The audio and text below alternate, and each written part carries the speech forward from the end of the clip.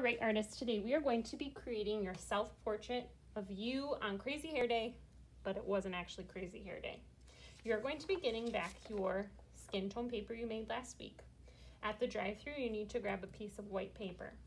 At your seats, you're going to find things like tracers, an idea sheet, and oil pastels. The first thing I do is always the same. I grab a pencil and I write my name on my big white paper. Mrs. C, and your class code. Next, what I need to do is trace a face on my white paper. So this tracer will help me get my face shape down. You could flip it over so that it's just drawing on the white, or you could draw it on the front. I'm gonna go around the tracer with my pencil.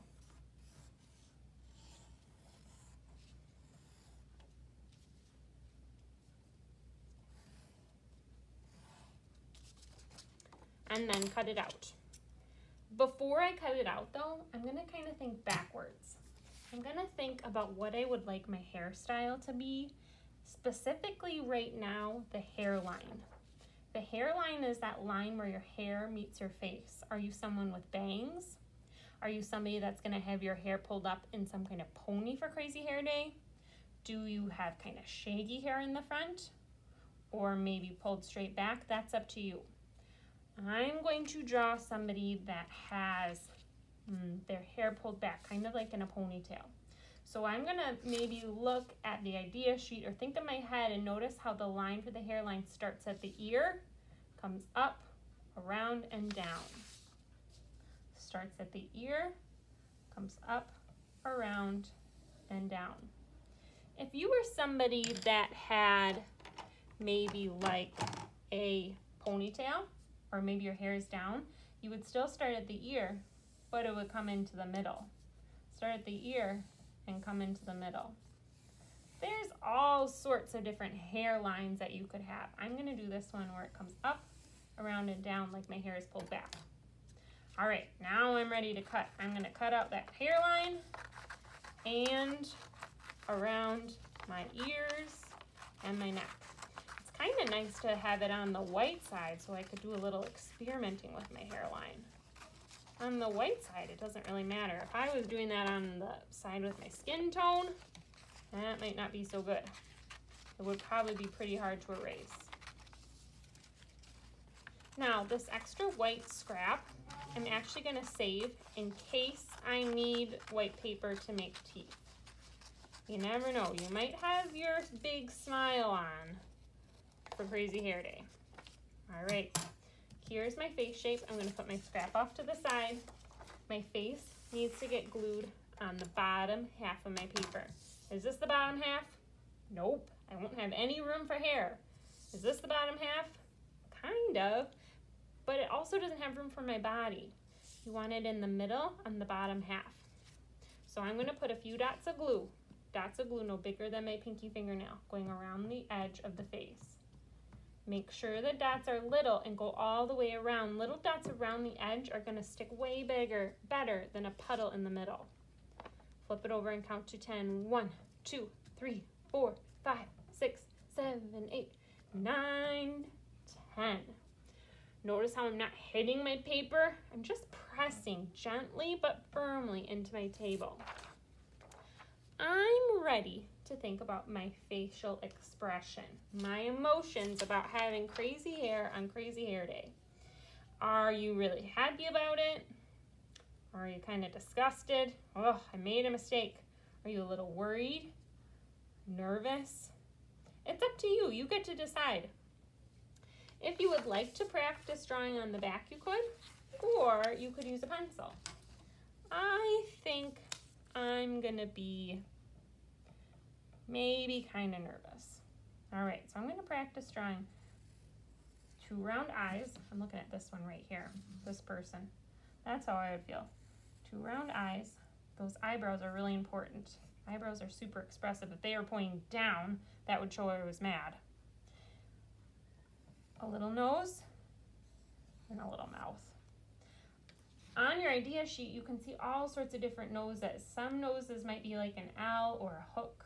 Some noses might go up like an N or down like a U. It's up to you. You get to decide what kind of nose, eyes, or mouth. When I feel good about that, I'm going to grab a black oil pastel from the black section, and I'm going to trace over my pencil lines. Now these are oil pastels.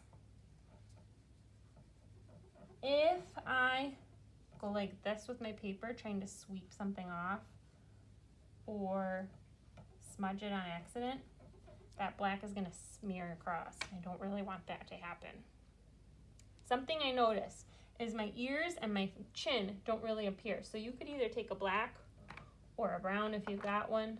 Doesn't look like I have a brown. Got kind of this peach. Let's see. Oh, I have to use a little black. Oh, here's some brown. And maybe draw just a little light line to show where your ears and your chin are. Oil pastel, we just talked about smudging it wouldn't be good, but you might do a little shading, which means I might rub a little bit here.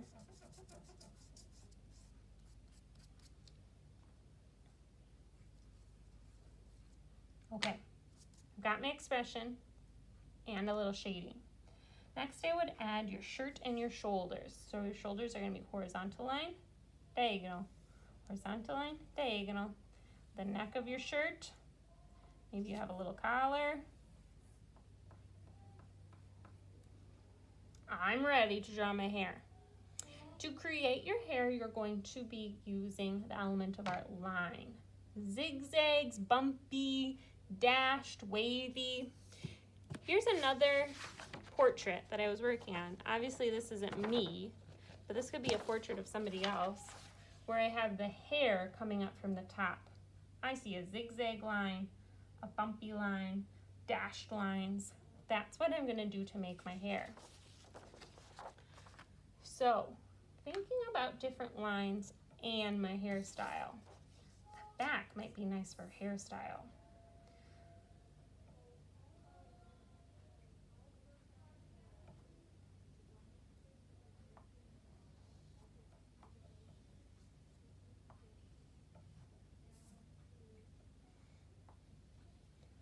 I'm going to think that I've got one kind of hair tie right here.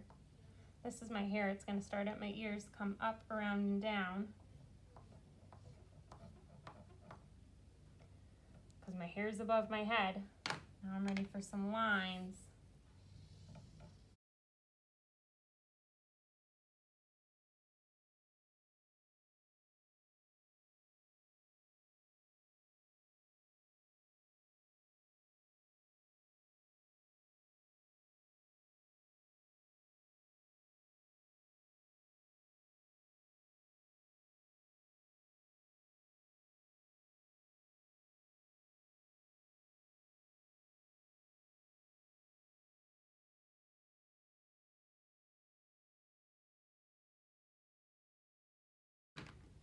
When I have added all sorts of different lines for my hairstyle, I am done. Being careful not to smudge. Next week we'll paint. So I'm going to carry this flat like a lunch tray and slide it into the drying rack.